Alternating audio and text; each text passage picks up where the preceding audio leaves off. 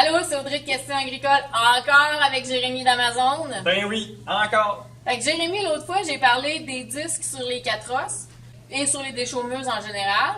J'aimerais ça aujourd'hui qu'on parle des bras de coutre parce que c'est vraiment important sur notre machine de faire une inspection visuelle aussi avant de partir et ainsi de savoir quand il y a des pièces qui sont à remplacer. En effet, c'est très bien dit, Audrey. Donc, une inspection très facile à faire, c'est de voir s'il y a un jeu entre le bras et le bearing à l'intérieur du hub. Donc, on peut juste aller faire une flexion avec la main ou un outil pour voir s'il y a un jeu qui est présent dans cet assemblage. Une autre inspection aussi très facile à faire, une inspection visuelle, c'est de voir s'il n'y a pas un coulis d'huile sur le hub pour voir si le bearing est toujours bien lubrifié à l'intérieur. L'huile, j'imagine, c'est la petite huile comme ça Exactement. qu'on reçoit avec le kit de seal d'Amazon. Oui, en plein ça. On a plusieurs opportunités s'il y a un problème qui se crée.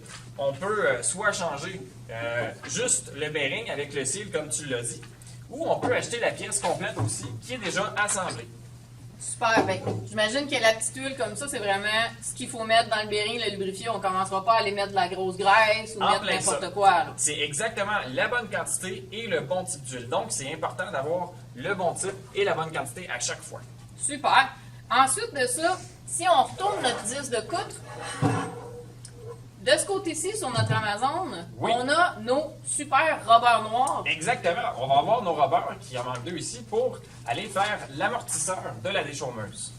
On a deux types de rubbers qui sont disponibles.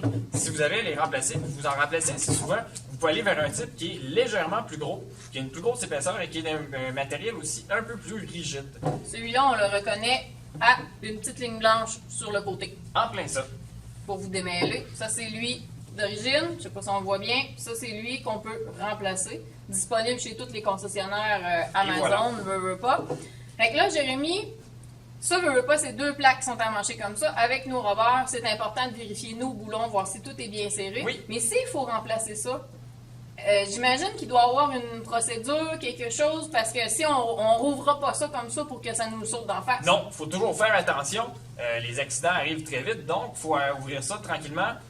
Et aussi, quand on les referme, on peut soit utiliser un boulon qui est plus long pour aller aider à faire la compression, ou encore, on peut utiliser la pince qui est un outil spécial pour cette application, pour aller nous aider à pouvoir les fermer et les remettre en place comme il faut. Super, cette pince-là est disponible chez les concessionnaires Amazon. Exactement. Super, Jérémy, je pense qu'avec ça, on va être prêt pour partir la saison. Prêt pour le printemps. Merci beaucoup! C'est moi qui te remercie.